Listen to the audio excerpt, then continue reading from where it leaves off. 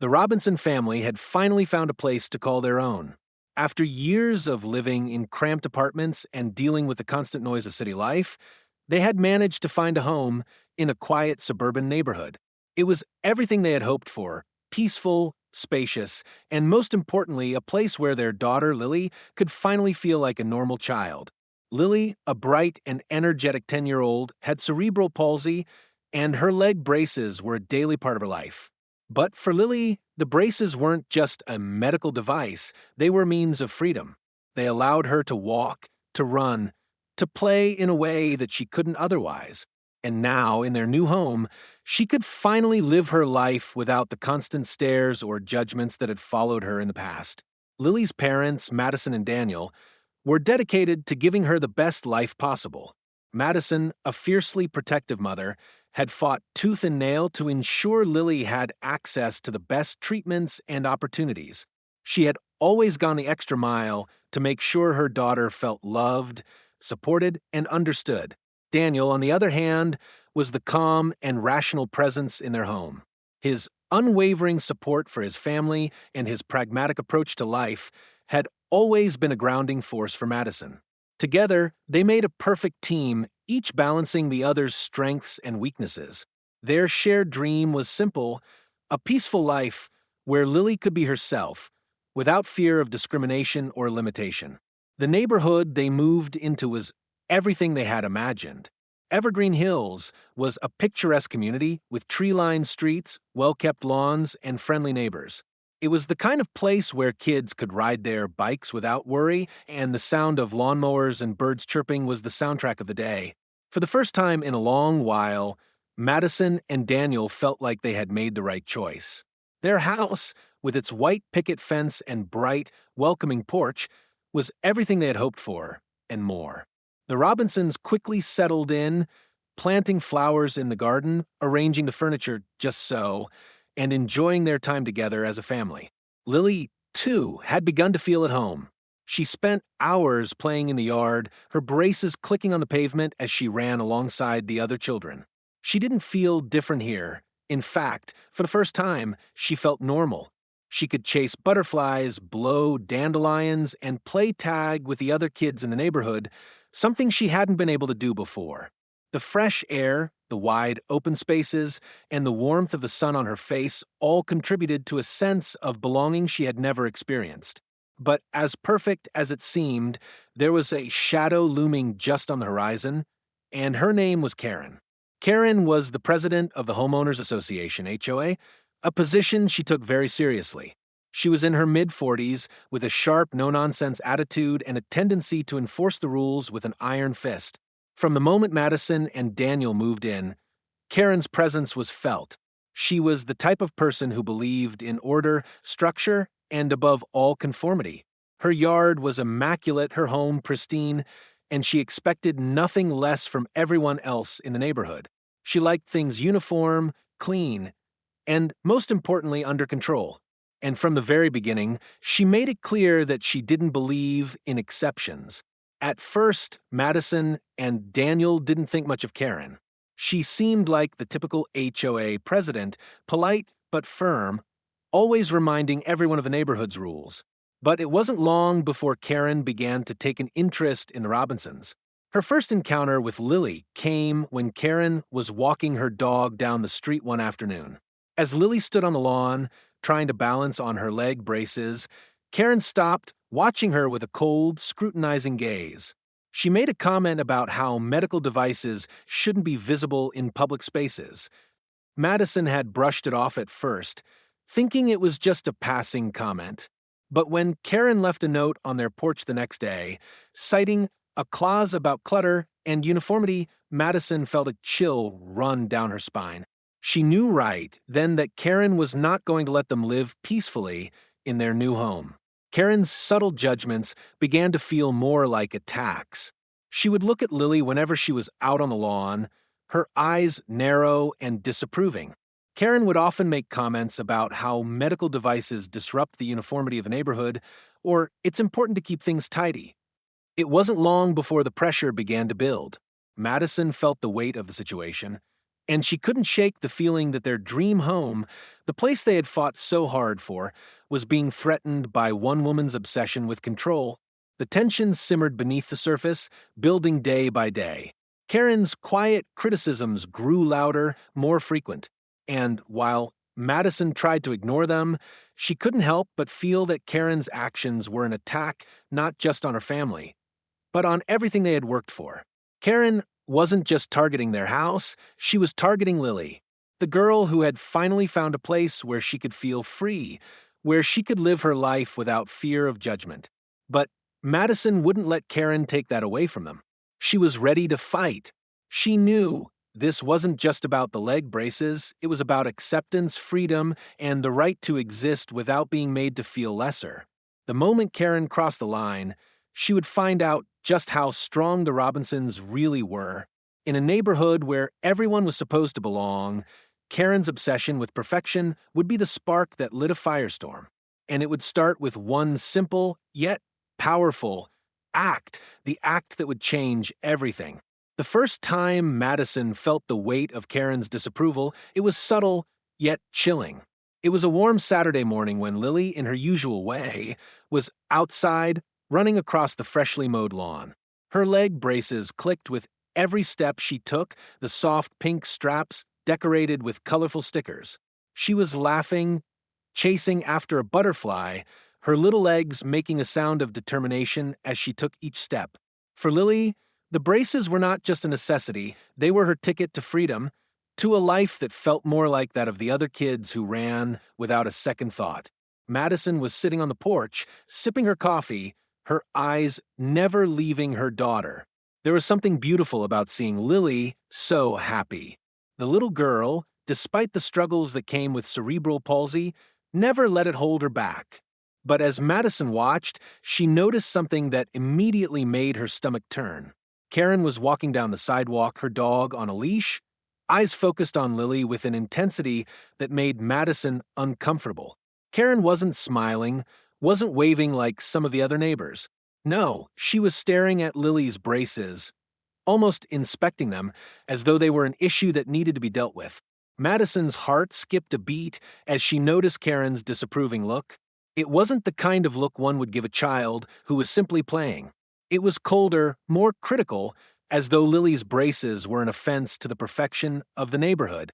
Karen's lips tightened into a thin line, and she barely acknowledged Madison as she passed by, instead continuing her focused gaze on Lily.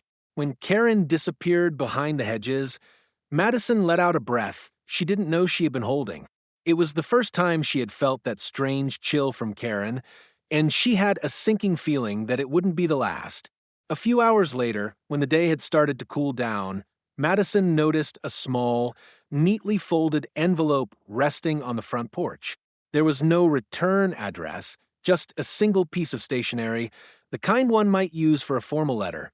Madison picked it up, her eyes narrowing instinctively as she unfolded the note. The words were sharp, written in an elegant but stern script. Please be reminded that medical devices such as leg braces should not be left visible on the lawn. It disrupts the neighborhood's aesthetics and does not comply with our standards. This is a friendly reminder to keep your personal medical items indoors. Madison's breath caught in her throat. She read the note again and again, the words beginning to blur. She wanted to scream, to throw the note into the trash, but something held her back. It wasn't just a note, it was an attack on her daughter, on the life they had fought so hard to build. It was as if Karen, with her obsession for perfection, had decided that Lily didn't fit the mold. That Lily was an eyesore, her braces an embarrassment to the community. To Karen, the image of a family on the lawn, living openly and freely, was a threat to her carefully curated world. Madison walked slowly to the window and peered out at Lily, who was now sitting on the grass, running her fingers through the blades. She looked so innocent, so unaware of the implications of the note that had just been left. For Lily, the braces were simply a part of her daily life, something that allowed her to be independent, to feel like she belonged. But to Karen, they were a disruption. Lily's confused expression as she glanced up toward the house tugged at Madison's heartstrings. She could feel the weight of the injustice of something that was beyond Lily's control being thrust upon her daughter. How could Karen make her feel like she didn't belong? How could she judge a child for needing medical help to walk? Madison's frustration bubbled to the surface, and she paced back and forth in the kitchen. She had fought so hard for Lily to have a normal life, for her to feel seen and accepted. And now, in the one place that was supposed to be safe, a woman was trying to make her daughter feel like an outsider. It wasn't fair. But Karen's silent power over the neighborhood made it even worse. No one had stepped forward to challenge her, not even when her disapproval was so blatant. They all seemed to hide behind her authority, too afraid to voice their own discomfort. It was clear that Karen had no interest in understanding Lily's situation or in offering support. For her, it was about control, about keeping things neat, uniform, and in line with her idea of what was acceptable. The moment Lily's leg braces stepped into that world, they became an inconvenience. And the way she had approached it, the cold, calculated nature of the note, told Madison everything she needed to know. Karen wasn't just being rude, she was asserting her dominance over everyone. Lily had no idea what was happening. She didn't understand why Karen would look at her with such judgment. Her innocence shone through, and it hurt Madison to think that Lily, in her desire to simply play and feel normal, might one day begin to believe the lies Karen was planting. The next morning, after a sleepless night of planning how to approach the situation, Madison walked to the mailbox and found another letter from the HOA. This time, it was a formal complaint referencing the same issue, the visibility of Lily's leg braces, and how they were disturbing the neighborhood's uniformity. The HOA's involvement made it official, and that for Madison was the final straw. It was no longer just Karen's personal opinion. It had become a community-wide issue, one that no one had dared to challenge. She couldn't stay silent anymore. Madison's frustration had turned into resolve. She would not let Lily feel like she didn't belong, not in her own home, not in this community. Karen's dominance over the neighborhood might have been subtle, but Madison would not let it slide any longer. She was going to make sure that Lily and every child like her was seen for who they truly were, not for the disability they carried. As the days passed, the tension between the Robinson family and Karen only grew. The letters from the HOA kept coming, each one more threatening than the last. Madison couldn't ignore them anymore. Every time she picked up the mail, the familiar feeling of dread would settle in her stomach. She felt like she was walking a tightrope, balancing between keeping her family's peace and taking a stand for what was right. But with each passing day, the tightrope grew thinner, and her resolve grew stronger. Lily, meanwhile, was blissfully unaware of the growing tension. She was still the same joyful, spirited child who loved running around the yard with her braces, her laughter ringing through the air like music. But even her innocence couldn't shield her from the change in the atmosphere. Madison noticed how, over the course of the week, Lily had started to stay inside more. She'd sit by the window, watching the other kids play on the sidewalk, but she didn't ask to join them anymore. It wasn't that she didn't want to, it was just that something about the outside world no longer felt welcoming. Every time she stepped onto the lawn, it felt like the weight of judgment was pressing down on her. It wasn't just Karen now, it was everyone who had been silently complicit in Karen's actions. One afternoon, after Madison had received yet another HOA letter, this time warning them of possible fines if they didn't comply, she decided to confront Karen directly. It was time to make her stand. She had always been a polite woman, but politeness wasn't going to fix this situation. It was clear now that Karen was trying to strip away Lily's right to live her life without fear, and Madison wouldn't let that happen. Madison marched up to the door of the HOA office, her fists clenched at her sides. Daniel was at work, and Lily was at school, so Madison had a moment of clarity to confront Karen without the overwhelming pressure of her daughter's presence. As she knocked on the door of the HOA office, she felt her heart pounding in her chest, but she didn't back down. When Karen opened the door, her smile was cold and businesslike. "Madison, how can I help you today?" Karen asked, her tone dripping with feigned sweetness. But Madison could see the faintest glint of superiority in Karen's eyes. It was the look of someone who knew she had control. "I'm here to talk about the letters you've been sending," Madison said, her voice steady but firm. "You've been targeting my daughter for something she can't control. These braces are part of her life, and you're making her feel like she doesn't belong in this community." Karen raised an eyebrow, clearly unfazed. "I'm just enforcing the rules, Madison. The neighborhood has standards. We need to maintain order. People expect uniformity here, and medical devices aren't part of that." The words were like daggers, but Madison held her ground. "Lily needs those braces to walk. They're not a decoration or an accessory. They're a part of who she is. And no matter what rules you try to enforce, you can't take that away from her." Karen's eyes narrowed, and she crossed her arms, her posture defensive now. "I'm simply trying to keep things neat and orderly, Madison. You've made it a point to ignore the guidelines. The lawn, the toys, the braces, they all contribute to the chaos that's starting to appear around here." Madison's breath caught in her chest. "You're not just talking about the lawn. You're talking about my daughter. You're treating her like she's a burden, like she doesn't belong here, just because she's different." She took a step forward, her voice rising. "You can't erase her. You can't erase who she is." Karen didn't flinch. Instead, she stepped back, clearly trying to regain control of the situation. "I'm not trying to erase anyone. I'm just enforcing the community's standards. And if you don't like it, there are other neighborhoods." The word stung.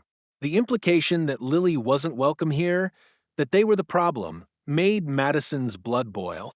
She clenched her fists and stared Karen down, her voice shaking with a mixture of anger and determination. "You can't hide behind your rules forever. What you're doing isn't about order, it's about control.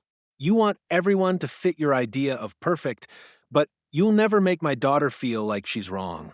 Not in my house. Not in my neighborhood." Karen didn't respond immediately. She simply stared at Madison, her face a mask of cold indifference. Finally, she spoke in a low, controlled tone. "I think you're overreacting, Madison. This isn't personal. It's about keeping the neighborhood nice to—" Madison had heard enough. "This is personal, and you've gone too far." With that, she turned and stormed out of the office. That night, Madison couldn't sleep. The conversation replayed in her mind over and over again. Karen's coldness, her refusal to see Lily as a human being, not just a disruption to her perfect world. It made her sick to her stomach, but there was no going back now. Madison knew she had to take the fight public. The HOA wasn't going to back down, and neither would she. She pulled out her phone and typed a short post on the local Facebook group. "Can a community silence a child with a disability? I'm asking because my daughter, who needs her leg braces to walk, is being targeted by the HOA for having the audacity to live her life. This is about more than just rules. It's about treating people with dignity." She hit post, and with that, everything began to change. The tension in Evergreen Hills reached a boiling point when Karen decided she had had enough of the Robinsons' defiance. For weeks, the family had endured subtle criticisms, passive-aggressive notes, and the constant shadow of the HOA hanging over them. But the situation was no longer subtle. Karen had crossed a line, one that would change everything for the Robinsons. It all came to a head on a crisp Saturday afternoon. Lily was outside again, her leg braces glinting in the sunlight as she balanced herself on the grassy lawn. She loved this time of day, where the sun was warm and the breeze was gentle. It was a time of freedom, a time when she could forget about her struggles and simply enjoy being a child. But as she took each step, the weight of Karen's oppressive presence loomed in the background. Madison was inside preparing lunch when she heard it, the unmistakable sound of someone approaching their yard. She looked out the window, her stomach tightening as she saw Karen walking across the lawn, clipboard in hand, her gaze fixed on Lily. The air felt thicker, heavier, as if the universe itself knew what was about to happen. Lily noticed Karen too. She stopped in her tracks, looking up at the woman who had been nothing but a shadow over her life for the past few weeks. Her smile faltered, And for the first time in a long while, a sense of dread crept over her. She didn't know why, but every time Karen walked by, she felt smaller, as if her presence was a constant reminder that she didn't belong. Karen's expression was cold, impassive as ever. She approached Lily with a slow, deliberate pace, her eyes narrowing as she stared at the braces. "I've told you before," Karen began, her voice tinged with annoyance. "No medical gear on the lawn. It disrupts the community's uniformity." Lily's heart raced, and she instinctively took a step back. She didn't know what Karen meant, but the tone of her voice told her everything she needed to know. This wasn't a conversation about rules anymore. This was personal. Madison, who had been watching from the window, felt a surge of panic and anger. She couldn't let Karen treat her daughter like this, not after everything they had been through. The idea that this woman, this stranger, thought she had the right to dictate Lily's life, to make her feel like she was unwanted, was more than Madison could bear. She rushed out the door, her legs moving faster than her thoughts. "Karen, stop!" Madison shouted, her voice carrying across the lawn. Karen barely acknowledged her, keeping her eyes fixed on Lily. "I said, no more braces on the lawn." Before Madison could reach them, something happened, something that would change the course of everything. In one swift, calculated movement, Karen grabbed hold of Lily's leg braces, yanking them away from her body with a force that left Lily crying out in pain. Madison froze, her heart stopping in her chest as she watched in horror. Karen had ripped the braces off, just like that. The sound of the Velcro tearing was deafening in the silent air, and then came Lily's scream, the kind of scream that pierced the air raw and filled with fear. The world seemed to move in slow motion. Lily's legs buckled beneath her as she collapsed to the ground, the braces falling beside her like discarded pieces of equipment. Her face twisted in shock and pain, tears streaming down her cheeks. "No!" Madison screamed, running toward her daughter. Karen stood over Lily, her face cold, unremorseful. She looked down at the girl, her eyes calculating. "You people don't follow rules," she hissed, her voice dripping with disdain. "This isn't a hospital, it's a community. There are standards here." Madison dropped to her knees beside Lily, pulling her into her arms, feeling her small body tremble with shock. "What did you do?" Madison's voice cracked as she looked up at Karen. "She needs those braces to walk." "You can't just—" Karen didn't flinch. "I'm doing what's best for the community," she said, her tone matter-of-fact, as if she truly believed she was justified. Madison's anger surged, a fire burning deep inside her. She looked around at the neighbors who had gathered at a distance, some standing in silent shock, others pulling out their phones to capture the moment. But no one stepped forward to intervene. It was as if they were all waiting for someone else to take a stand. "Call the police," a voice shouted from the crowd. But Karen didn't budge. She just stood there, watching as Lily sobbed into Madison's shoulder. The silence in the air was suffocating. Madison's mind raced. How could someone do this to a child? How could they so easily strip a little girl of her dignity, her right to simply exist? Karen took a step back, brushing imaginary dust from her pristine blouse, as if nothing had happened. She glanced at her watch, clearly unaffected by the scene she had just caused. "I'm just enforcing the rules," she said, her voice cold, almost dismissive. "You'll see, this neighborhood will be better off once everyone follows the standards." With that, Karen turned and walked away, leaving Madison kneeling beside her daughter, who was shaking, her cries still echoing in the air. Madison held Lily tight, whispering calming words into her ear, but inside she was breaking. It wasn't just the physical pain Lily had endured, it was the emotional weight of being told she wasn't good enough, that she didn't belong because of something she had no control over. As the sound of Karen's footsteps faded into the distance, Madison's resolve hardened. This wasn't over. This wouldn't be the end of it. She wasn't going to let Karen or anyone else tear her family apart. The moment Karen walked away, leaving the Robinsons in turmoil, the world seemed to hold its breath. The lawn, which had once symbolized freedom and joy for Lily, now felt like a prison. Madison couldn't stop holding her daughter, her body trembling with a mixture of anger, helplessness, and fear. Lily, still in shock, had her arms wrapped tightly around Madison's neck, her sobs shaking her small frame. For a moment, nothing else mattered. Nothing except Lily's pain. Madison whispered soothing words, but deep down, she knew this wasn't just about the physical act of ripping off Lily's braces. It was about something deeper, a loss of dignity, a loss of humanity. Karen had tried to strip away what made Lily feel normal, what allowed her to function like any other child, and she had done it without remorse. It was clear now that Karen didn't see Lily as a person, but as a disruption, something that didn't fit her version of perfection. Madison carefully helped Lily to her feet, her hands gently brushing the dirt and grass from her daughter's clothes. The braces lay discarded on the lawn, a stark reminder of the humiliation and pain Lily had just endured. As they stood there, Madison's anger was palpable, but so was the overwhelming sense of helplessness. She looked around at the neighbors who had witnessed the entire event. None of them had stepped forward. Some were still filming, some were whispering to each other, but no one came to their aid. The silence in the air was suffocating. Madison had never felt more alone. This wasn't just an isolated incident. It was a reflection of something much bigger, something that had been simmering beneath the surface of this picture-perfect neighborhood for a long time. Karen's power had been allowed to flourish unchecked, and now it had resulted in the public humiliation of an innocent child. It wasn't just a personal attack on Lily, it was an attack on their entire family, and Madison knew that this was far from over. Why did she do that, Mommy?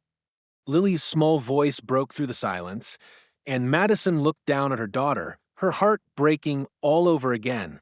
I don't know, baby, Madison replied softly, her voice barely above a whisper. But we're going to make sure she can never do that again. We're going to fight for you.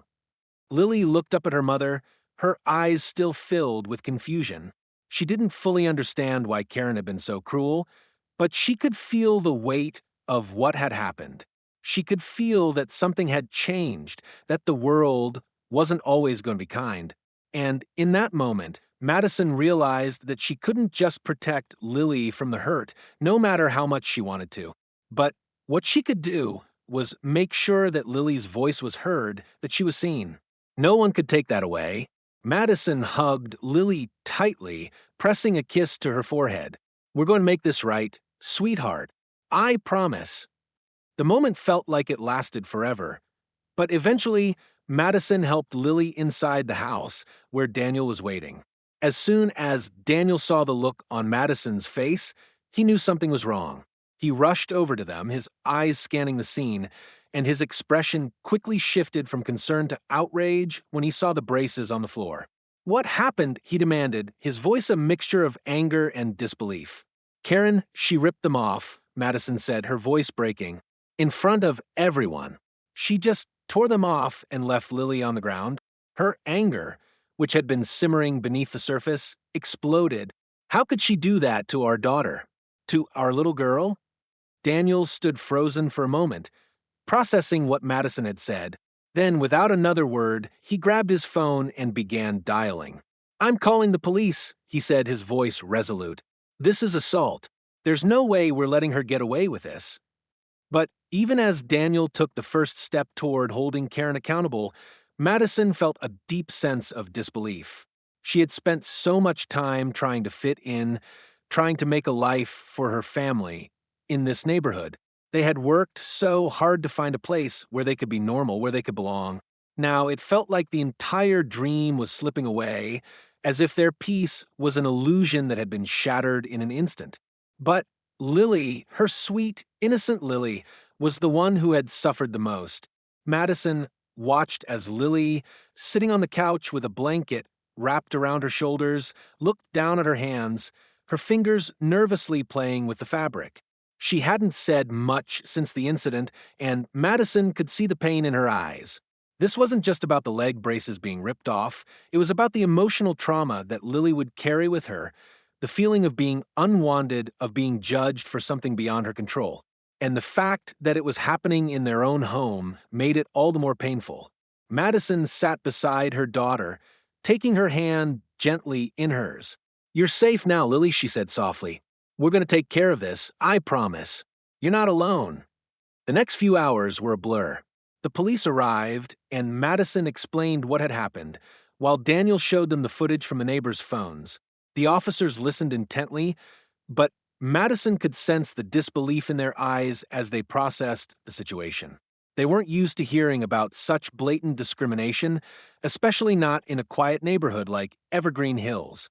But the footage was clear. Karen's actions were undeniable, and the Robinsons now had the evidence they needed to take further action. As the evening wore on, Madison and Daniel sat together, trying to process what had happened. But no matter how much they tried to make sense of it, the reality of the situation remained. They had been violated in a way they never expected, and now they had to decide what to do next. For the first time since they had moved in, Madison wasn't sure if they could stay. Would this neighborhood ever be a place where Lily could truly feel safe again? Would Karen's influence always loom over them, threatening to destroy everything they had worked for? But one thing was certain: they weren't going to back down. The days that followed the incident felt like a whirlwind. Madison and Daniel's emotions ranged from shock to anger, and as the situation unfolded, they realized just how serious the consequences of Karen's actions had become. The support they had initially received from the few neighbors who stood by them was now turning into a community-wide discussion. What had started as an isolated confrontation had ignited something far larger. Karen's actions, which she had thought would be brushed aside as a simple neighborhood dispute, had become a symbol of injustice. The media caught wind of the story, and soon the small suburban community was in the spotlight. The Robinsons were thrust into the role of activists for the rights of disabled children, a position they never expected, but one they would now fiercely embrace. Madison couldn't stop herself from checking her phone constantly. The messages of support came pouring in, each one offering words of comfort and solidarity. But it wasn't just messages from friends and family. People from all across the country were sharing Lily's story. Hashtags like #JusticeForLily and #StandUpForDisabilityRights trended online, and the Robinsons realized that this wasn't just about their family anymore. It had become a movement, a fight for every child who had ever been judged for being different. Despite the overwhelming support, Karen and the HOA remained unmoved. Karen had gone into hiding, refusing to speak publicly, and the HOA board issued a cold, sterile statement distancing themselves from her actions. It was clear that they were trying to minimize the incident, treating it as a one-off mistake, rather than acknowledging the systemic issue that had led to the situation. But Madison and Daniel weren't about to let that happen. That evening, after receiving yet another threatening letter from the HOA about potential fines and noncompliance, Madison decided it was time to take action, legal action. Daniel had made calls to lawyers, and after a few consultations, they had found someone who was willing to take their case pro bono. The lawyer, Sarah Mitchell, was a sharp and passionate advocate for disability rights, and when she heard Lily's story, she immediately recognized the injustice. "You've got a solid case here," Sarah told him on the phone, her voice steady but determined. "This is more than a violation of HOA rules. What Karen did is a clear case of assault and discrimination based on Lily's disability. We're going to take this to court." The legal battle that followed would prove to be just as difficult as the emotional toll the family had already endured. Madison and Daniel spent hours in meetings with Sarah, gathering evidence, compiling testimonies, and preparing for what they knew would be a long and grueling fight.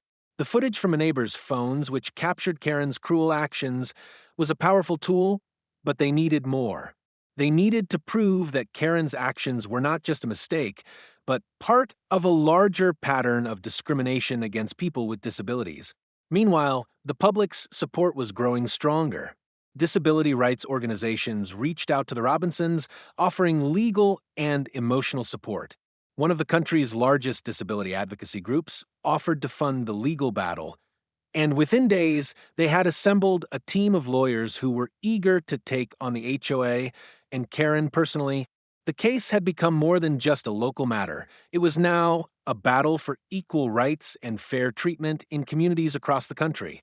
With each passing day, Karen's public image continued to deteriorate.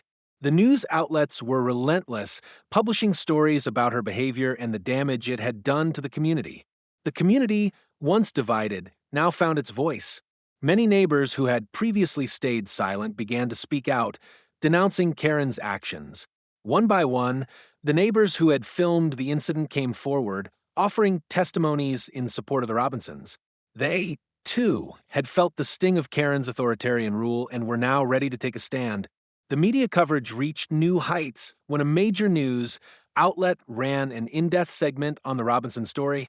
The piece focused not only on Karen's actions, but also on the larger issue of disability rights and how often people with disabilities were made to feel invisible in communities that claim to be inclusive. Interviews with disability advocates and other parents of children with disabilities were woven into the narrative, reinforcing the idea that this wasn't just about Lily, it was about everyone who had been marginalized or treated unfairly because of their differences. As the public support swelled, so did the pressure on the HOA. In a special emergency meeting, the HOA board was forced to address the situation. Karen, once their leader, was nowhere to be found, and the board members knew they could no longer stay silent. They issued a public statement condemning Karen's actions, but the apology felt hollow. The damage had been done, and the Robinsons weren't going to let it go that easily. Madison, who had never imagined her family would become the focal point of a national conversation about disability rights, stood tall in front of the camera, addressing the public with a calm but powerful message. "This isn't just about us," she said, her voice strong and unwavering. "This is about every family, every child, every person who has ever felt like they didn't belong simply because they were different. We are fighting for a world where everyone is seen, heard, and valued. No one should have to hide who they are or be ashamed of their body. We won't stop until every child is free to be themselves without fear of judgment or discrimination." The impact of those words was immediate. Support for the Robinsons poured in from all over the country. Social media exploded with messages of solidarity, and soon enough, the media began to shift its focus back on the larger issue of inclusivity. In the midst of all the public attention, Madison and Daniel found themselves on the receiving end of threats and harassment from some of the more extreme HOA supporters. But they stood their ground, bolstered by the strength of their supporters and the knowledge that they were fighting for something much bigger than just their own family. As the days passed, the pressure on both Karen and the HOA continued to intensify. The public outrage over the incident had grown to a fever pitch, and the Robinsons found themselves at the heart of a nationwide conversation. The growing support from the community, disability rights advocates, and the media had started to push the issue to the forefront of the fight for equality and justice. The turning point came unexpectedly during a routine HOA board meeting that was hastily called after the media storm refused to die down. For weeks, the board had been carefully avoiding making any public comments, hoping the issue would die down, but now it was clear they had no choice but to address the controversy head-on. The board was aware that their reputation was on the line and that public opinion was firmly against them. The spotlight was on Evergreen Hills, and there was no hiding the truth. Madison and Daniel were ready. Armed with support from disability rights groups, a pro bono legal team, and the growing momentum of their case, they walked into the HOA office with a quiet sense of determination. The moment they stepped inside, they could feel the weight of the situation. The room was filled with board members who were trying their best to act as if nothing had changed, as if Karen's actions were just another issue to sweep under the rug. But it was too late for that. The community was watching, and change was inevitable. The tension in the room was palpable as the HOA president opened the meeting with a cold, rehearsed statement. "We are here today to address the recent controversy," he began, his voice monotone and defensive. "The HOA board condemns any form of discrimination or harassment in our community. We are committed to maintaining the highest standards of decorum and inclusion." But Madison could see through the facade. She was prepared for this, ready to expose the hypocrisy behind their polished words. This isn't about standards, she said, standing up, her voice strong and unwavering. This is about what happened to my daughter. This is about a child being attacked, humiliated, and violated. And you, the HOA board, allowed it to happen? The room fell silent. The board members exchanged nervous glances, but none dared to speak. Karen was no longer there, of course. She had been removed from her position as HOA president in light of her actions, but that was little comfort to Madison. Removing Karen wasn't enough. The damage had been done, and the board had to take responsibility for creating an environment where such behavior was not just allowed but quietly encouraged. You let her get away with it, Madison continued. You stood by while my daughter, a 10-year-old child, was treated as less than. You let Karen enforce her personal biases and control the lives of families in this neighborhood. And now you want to pretend like it's all over? Daniel stepped forward, his voice equally strong. This isn't just about Karen. This is about the entire system. The rules, the uniformity, it's all designed to keep people like our daughter out. And you let it happen, quietly and without consequence. The board president tried to interject, but Daniel cut him off. It's not enough to say sorry. You have to take action. You need to make this right. You need to change your rules. You need to make this a place where every child, no matter what their circumstances, is welcome and not just tolerated. The room was tense, but it was clear that something had shifted. For the first time in weeks, Karen's absence felt real. The board, once so powerful, was now on the defensive. They were not just facing a legal battle, they were facing the wrath of an entire community that refused to accept their policies any longer. Then, the unexpected happened. Two board members stood up and walked out of the meeting. As they made their way toward the door, they turned to the rest of the room and announced, "We can't support this. We stand with the Robinsons." The remaining board members sat in stunned silence as the two members left. It was a bold move, one that showed that the tide was turning and the community was no longer willing to stay silent. Madison and Daniel exchanged a glance. This was their moment. They had worked tirelessly to get to this point, and now they were about to take down the walls that had kept their daughter and so many others marginalized. The turning point had arrived, and they were ready to see it through to the end. The meeting continued, but the rest of the HOA board could no longer ignore the growing public backlash. The pressure was mounting. The Robinsons had fought for what was right, and their message was clear. No one would be silenced anymore. As the meeting concluded, the president announced that the HOA would be reviewing its policies and would work toward implementing more inclusive guidelines. It was a small step, but it was a start. They would never be able to undo what had happened, but the change they promised would ripple throughout the community, setting a precedent for inclusivity in Evergreen Hills. Madison and Daniel stood together, their hands tightly clasped. It wasn't over yet, they still had a legal battle ahead, but for the first time in weeks, they felt a sense of relief. The community was beginning to change, and that to Madison was the most powerful victory of all. As the court case proceeded, Madison and Daniel began to feel the weight of their journey. What had started as a simple move to a peaceful suburban neighborhood had turned into a battle for their daughter's dignity, and along the way, it had become something much bigger than they could have ever imagined.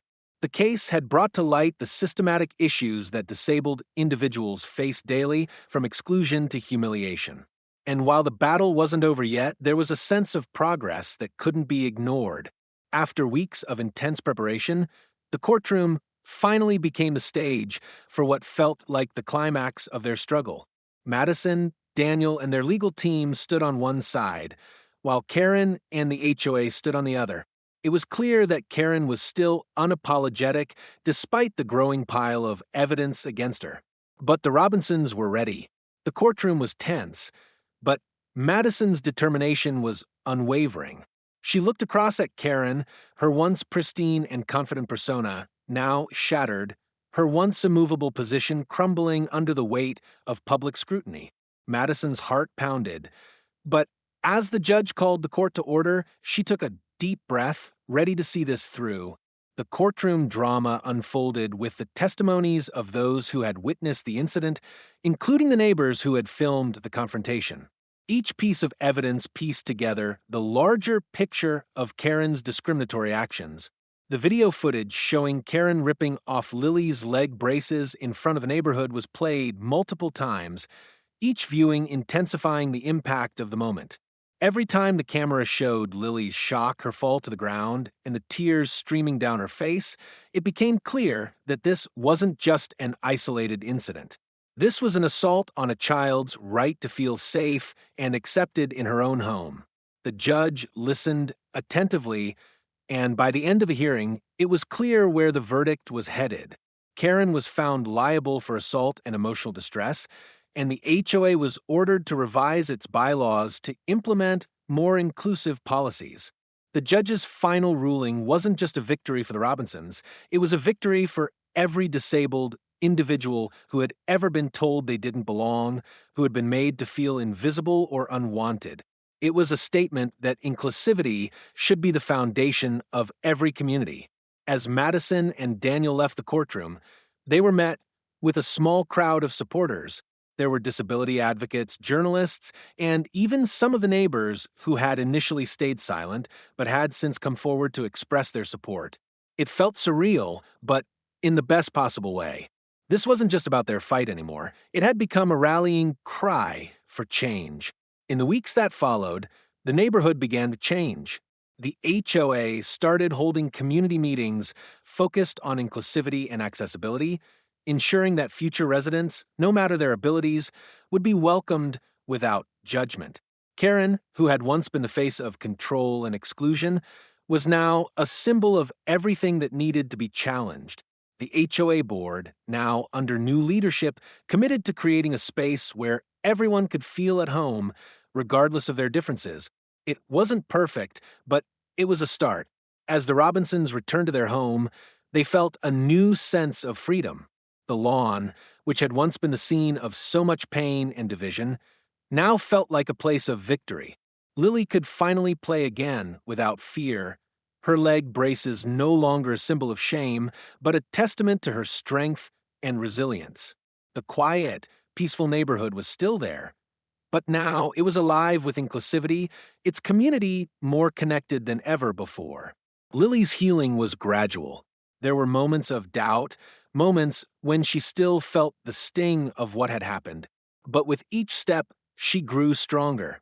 Therapy helped her cope with the emotional scars, and soon, Lily was walking with her braces like she had never before, proudly, confidently, and with a renewed sense of self. It was a triumph not just over the physical challenges she faced, but over the emotional trauma of being told she didn't belong. One evening, as the Robinsons sat in their backyard, the sun setting over their home, they reflected on the journey they had been on. Madison had always been the protector, the one who fought for what was right. But now, she realized something important. This fight had made them all stronger. It had shown Lily that no one, not even the most powerful person in the neighborhood, could take away her sense of self-worth. It had taught them that change was possible, no matter how difficult the road ahead seemed. "We did it," Madison said softly, her voice full of emotion as she looked at Daniel, her partner in this fight. "We really did it." Daniel nodded, a small smile on his face. "No one can ever take this from us. We fought for her, and we'll keep fighting for everyone who needs to be seen." Lily, sitting between them, looked up with a smile on her face. "I still want to play." Her voice was soft, but the determination behind it was unmistakable. "And I will," she added, her eyes sparkling with a sense of purpose and strength. "No one can stop me now." Madison and Daniel exchanged a look, both of them filled with pride and relief. This had been their fight, yes, but it had also been Lily's fight, a fight she would carry with her for the rest of her life. And as the evening sun dipped below the horizon, the Robinsons knew that this chapter in their story was over. But their journey, the journey of standing up for what was right and making the world a better place for others like Lily, had only just begun. The lawn, once a place of fear and division, was now a place of healing, hope, and most of all, freedom. The grass is ours again, Daniel whispered, his voice filled with both relief and pride. And this time it's for everyone. If this story inspired you, and you believe in the power of standing up for what's right, don't let it end here. Like this video, share it with someone who needs to hear it, and help spread the message that every voice matters. If you want to stay updated on more stories of courage, resilience, and the fight against injustice, make sure to subscribe to our channel. Welcome to HOA Denied Access, where we stand up against the odds and make sure that everyone gets a voice. Let's keep this movement going. Together, we can make a difference.